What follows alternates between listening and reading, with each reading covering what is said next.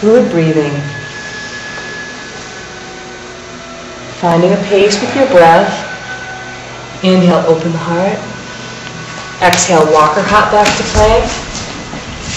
Floating down through chaturanga, and you may bring your knees down if you like. Begin to glide with your breath. Back into downward facing dog.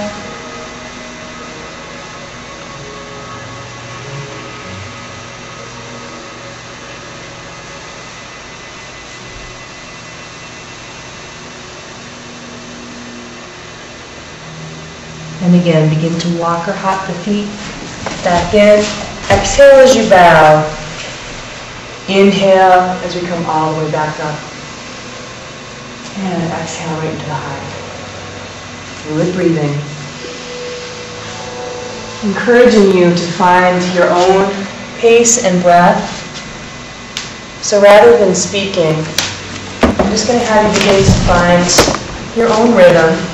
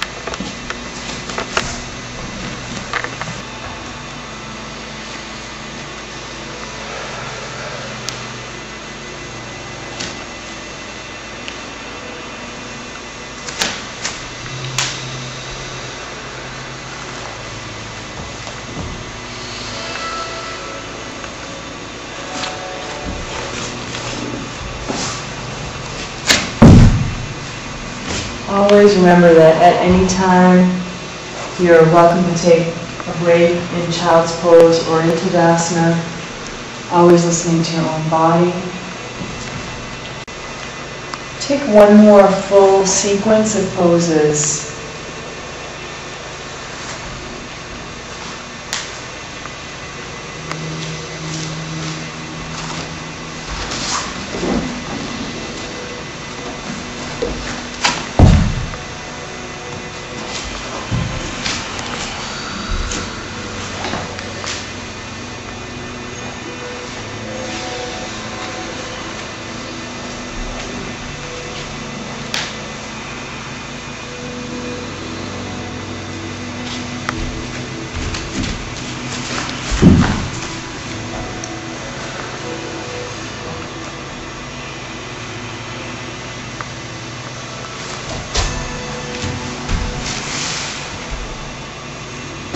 Here's really where the breath and the movement becomes a lot more of a coordination. Because we're going to hold some postures for the poses with a lot more ease. So it's that balance of ease and effort that we're looking for. So we'll have you start with your left foot forward. Go ahead and bring your right foot back. Square your hips to the front of the mat. So whether you like to be on the ball of the back foot or if you do like to ground the back foot, entirely up to you. You know your body and the way that things feel comfortable. But wherever this is for you, I want you to think about taking that right hip and drawing it forward, because if you are grounding the back foot, you're going to be a little bit more open in your stance, okay? And we're going to imagine that your hip bones are like two headlights shooting forward to the front, okay? Now, if your back knee gets really soft, it may mean you need to modify, all right? So I want you to feel energy in both the forward and the back leg here. Hands come into the heart center, and we'll go ahead and inhale and lift up into Virabhadrasana 1, Warrior 1. Strong, proud pose. If you're more inclined to create a steeple above the crown of the head, you can work that way. If it bothers your neck at all, you can always release.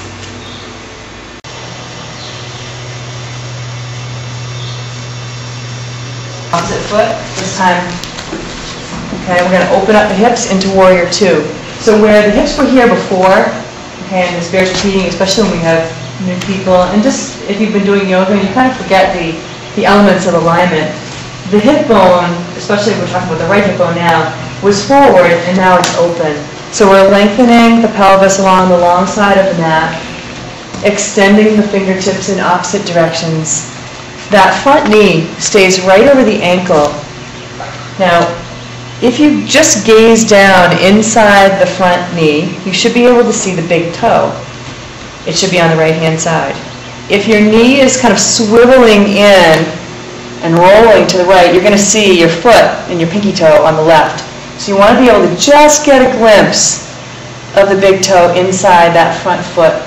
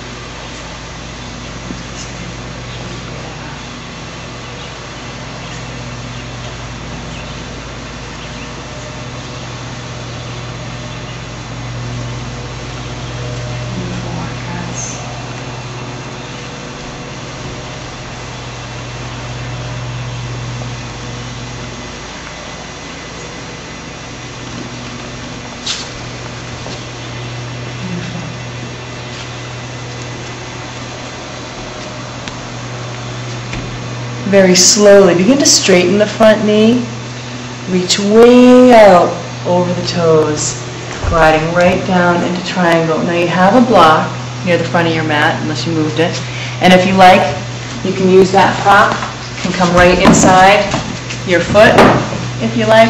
These are nice thick ones, so you can prop them up even the long way to give yourself an extra couple of inches of height, if you like, okay? So ultimately, you want both of your legs to be nice and straight. So use the prop if you need a little bit more length.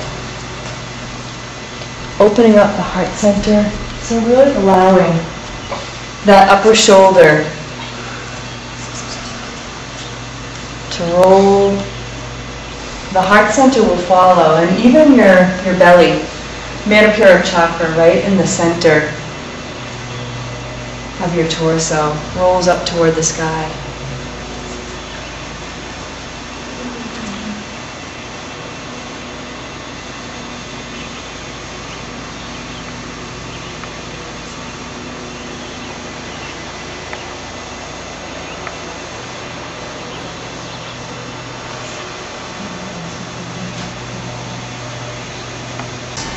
So take this where you like. Okay, the knee is right over the ankle. Left elbow comes down onto knee. And we create this long line of energy from the fingertips of the right hand all the way down through the hip toward the right ankle. So if your right hip is kind of floating up toward the sky a little bit, come down nice and deep in the knee. Keep that left elbow energetic against your leg so that you're not caving in and dropping the ear down toward, that's it. Nice and deep. Make sure you can see the big toe. Same alignment points as warrior two. And the elbow comes down. And one long line of energy from fingertips down through the hip, stretching toward the ankle.